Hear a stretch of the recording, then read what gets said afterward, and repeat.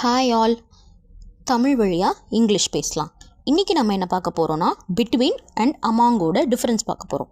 Between எங்கே use பண்ணுவோன்னா, பொதுவாக ரெண்டு நபர்கள் இல்லைனா பொருள்களை தொடர்பு படுத்தி சொன்னால் பிட்வீன் யூஸ் பண்ணலாம். For example, she is standing between Ramu and Gopu. என்னன்னா, ராமுவுக்கும் கோபுவுக்கும் நடுவில் அவள் நின்று கொண்டிருக்கிறாள்.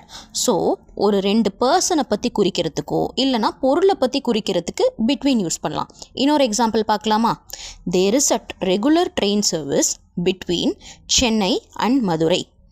சென்னைக்கும் மதுரைக்கும் ரெகுலராகவே ட்ரெயின் சர்வீஸ் இருக்குதுன்னு சொல்கிறாங்க.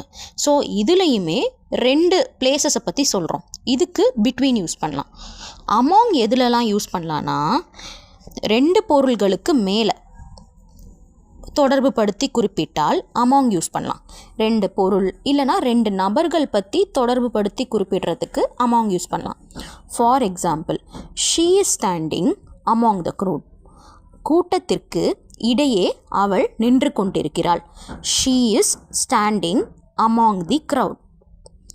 ஸோ ரெண்டுத்துக்கும் மேலே குறிப்பிடுறனால அமாங் யூஸ் பண்ணுறோம். இன்னொரு எக்ஸாம்பிள் பார்க்கலாமா? She is among the best at shot put in her school. அதாவது அவள் ஸ்கூல்லையே ஷார்ட் புட்டில் அவள் தான் பெஸ்ட்டு அப்படின்னு சொல்கிறோம். ஸோ இதில் ரெண்டுத்துக்கும் மேலே நிறைய பேரை குறிப்பிடுறனால அமாங் யூஸ் பண்ணுறோம். இந்த மாதிரி யூஸ்ஃபுல் வீடியோஸ் உங்களுக்கு பார்க்கணுன்னா டிஎன்ஐடி இன்ஃபோடெக் சேனலை லைக் பண்ணுங்கள், ஷேர் பண்ணுங்கள், கமெண்ட் பண்ணுங்கள். எங்கள் டீம் உங்களுக்கு ரிப்ளை பண்ணும். தேங்க்ஸ் ஃபார் வாட்சிங்.